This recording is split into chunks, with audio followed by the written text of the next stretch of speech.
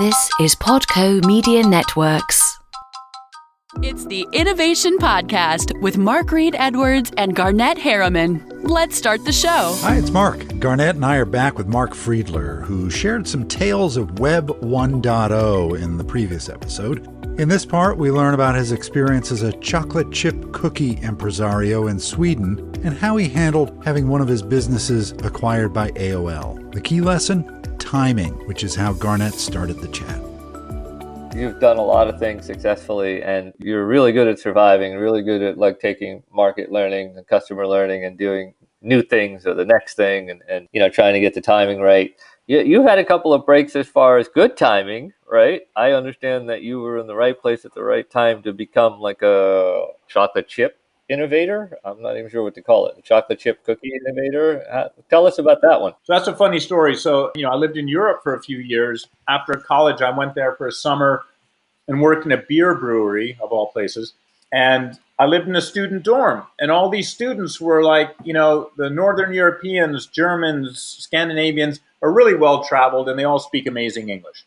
And so they're like, oh, man, we've been in America, and we can't get this product, and we can't get peanut butter, and we can't get really cool American jeans, and we can't get chocolate chip cookies. And I'm like, what? What do you mean you can't get chocolate chip cookies? They're like, well, you can't buy them. I'm like, yeah, not a big deal. Just go down to the supermarket, buy the ingredients. And they said, well, no, you can't buy the ingredients. Wow. We have sugar beets. You guys use sugar cane. We have the wrong chocolate. It just doesn't work. And so I researched it. I'm like, oh my God, it doesn't work. And I'm thinking, wouldn't it be cool to be like Henry Ford, to be the first person ever to do something new in a new country? However, I have the playbook of this business in the US. Exactly. And 0% of people that I know hate chocolate chip cookies. There goes the focus group. Yeah. So for a focus group, my mom literally sent me over some like brown sugar and some chocolate chips, and I made the cookies there. I went down to the central park of Stockholm called Kungsträdgården. Well, you got to be careful shipping brown sugar, I would imagine. Getting that through customs could be interesting. Especially if you wrap it in like clear plastic and then put tape over it. Exactly. So long story short, I did some research. People liked it. And then one night, I'm coming home from being out late. They have these buses that run around Stockholm at night, the night buses.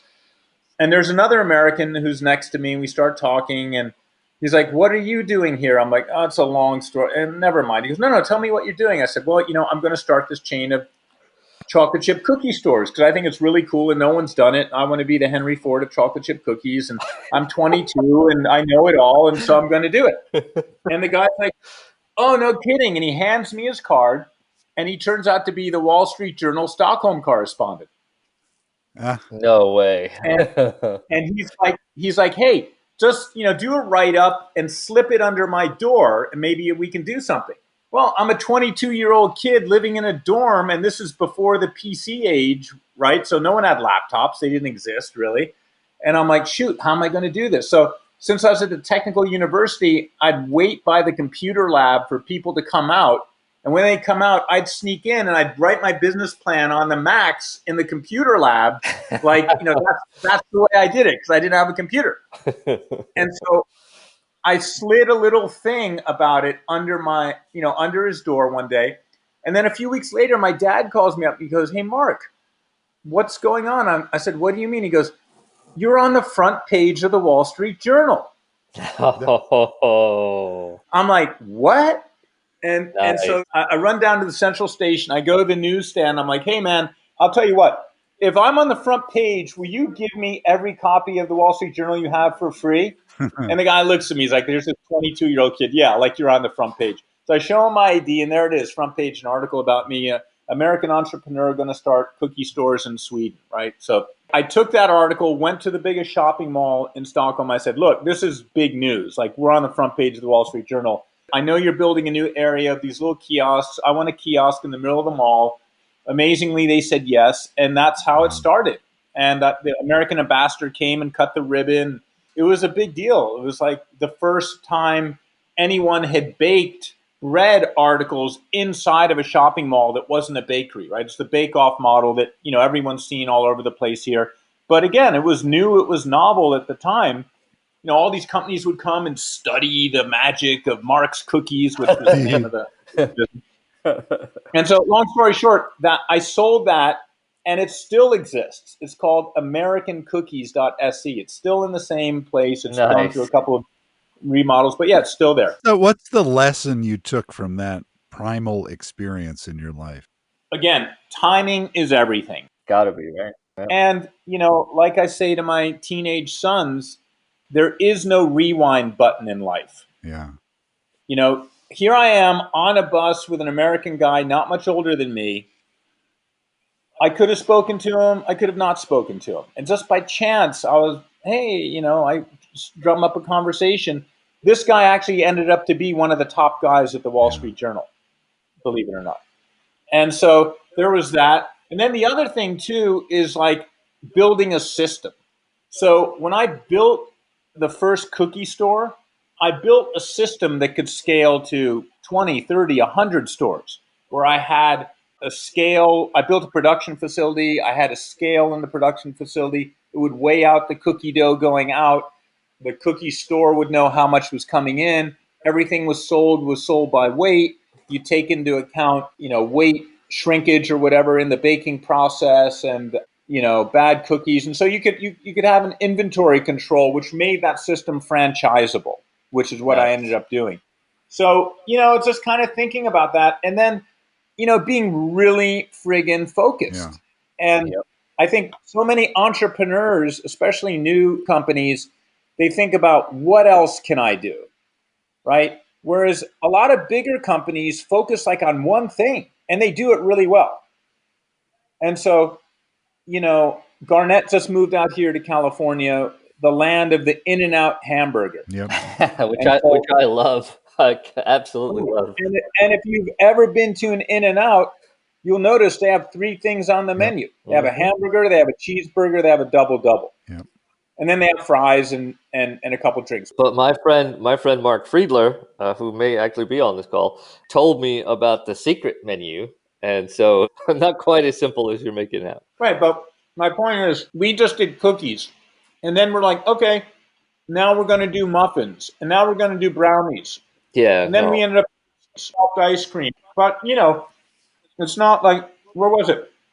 I just saw an ad for IHOP. We're like, oh, yeah, we're doing hamburgers. We're making the hamburgers out of pancakes. Right. Yeah. I won't be eating too many of those. I don't know about you, Mark, but... In-N-Out burger is interesting. I was in Phoenix recently, and I took the family there because we don't have them out east, and it was amazing. I loved it. It's a great experience. I started going when I had to go to Vegas. Actually, they have a couple of In-N-Outs on the Strip, and I got hooked. Yeah, I mean, I can't wait. Yeah. I cannot wait. Every chance I get, I'm going in. Yeah, and then I'm gonna go run like 30 staircases and lift weights for an hour. I mean, and I think the final thing, why Mark's Cookies worked and why In-N-Out works, is authenticity. You really need to be authentic in what you do, what you stand for. Simon Sinek calls it the why, and that's instant. Like, people sense that what you're doing is authentic, and the flip side, people sense when stuff is BS, Yep. And so here's an American kid in a shopping mall. By the way, I called it Mark's Cookies not because I'm an egomaniac, but someone said to me, "Oh, Mark, that's such an American name. Everyone in America is called Mark." I'm like, really? I'm like, really? I don't know that many, but well, there are two on the call here. There you go. So I'm like, okay, I'll just own it, right? And so I think that's super important, especially in today's world of, overpopulated hype and, Insta everything. You really need to be authentic in no matter what you do. So, hey, you're a serial entrepreneur, and you've had two companies acquired by big corporate brands, VCast by Verizon, Game Daily by AOL. What's the lesson there? What's for young entrepreneurs? What's it like going from being a rugged individualist entrepreneur to being on the inside of some, large corporate brand? That's a great question. I think on the one hand, everyone who's a startup person aspires to oh my gosh, if my company were bought by the big guys, then that would be awesome. And in many ways it is, right? And in fact, for us, when we were looking at, we had multiple offers of companies who wanted to buy Game Daily at the time. And AOL Time Warner's offer wasn't the biggest. In fact, the biggest offer was from a competitor that wanted to buy us and shut us down in 30 days just to take us out of market because we were stealing market share from them. And, I kind of thought about, again, what do I want the legacy of this business to be? All these years of hard work and, sleeping on sofas and eating ramen noodles, all these kind of, stereotypical entrepreneurial things. Garnet, you remember like the early days in New York. I mean, that's how we did it, man. We bootstrapped. I know. We scrambled. So I'm like, I want to do something that honors the work I put in. And I actually want to do something that honors all these kind of cool people I hired who've really put their trust in me. And so I took this AOL deal because I'm like, number one, it'd be cool to be the gaming brand of the world's largest media company at the time. And number two, I'm providing opportunities for like 25 up and coming people. So that's important to me. So that's the way I thought about it. It actually turned out pretty well. But then I got into AOL and I'm reporting to a guy who I wouldn't have hired, And I mean, this guy, he literally asked me to help him with his PowerPoints. Here's a guy who's a senior guy over there and like didn't know how to use PowerPoint. And that's not uncommon. That's not uncommon. And so wait a second. That's me. No, there you go. There you go. So it was really tough working with you, Garnet, at AOL. I can't. I 25 years on into my career, I still am not that great with PowerPoint. Yeah. So in any case, you have to mentally be prepared that if you're a startup person, if you've started a company, if you're the CEO, when you come in as part of an acquisition, you're just an employee. And you have to adjust your way of doing things and your way of working to fit that culture. The guy I reported to famously at one point said, Mark, you need to stay in your lane. And I'm like, well, I can't stay in my lane because this shit over here is broken and that shit over there doesn't make sense. And like, I want to do what's right for the business. And doing what's right for the business wasn't the right answer. The right answer was toe the line, do your job, and don't rock the boat. I'm not saying all bigger companies are like that, but it's just a very different perspective. So I think as an entrepreneur, it's like a dating game, right? You are going to be tied at the hip with the person who is the executive sponsor for your acquisition. Yep. So ahead of time, you really need to make sure that you all are on the same page, your interests align, and you have a personal relationship that can handle ups and downs. How long was your tail? Was it 2 years or? It was a year and a half. It was a year and a half. That's not bad. So I'll give you a great example. So we had a metric. A part of the earnout was based on traffic, and AOL made a decision that they wanted us to move from our platform. We were at the time hosted on Microsoft SQL Server, and they're like, oh, we want you hosted over on. Actually, yeah, they wanted us hosted on Sybase, which like at the time no one used. And that's a name from the 90s. Yeah, no, exactly. And this is the mid 2000s. In the mid 2000s, it was old.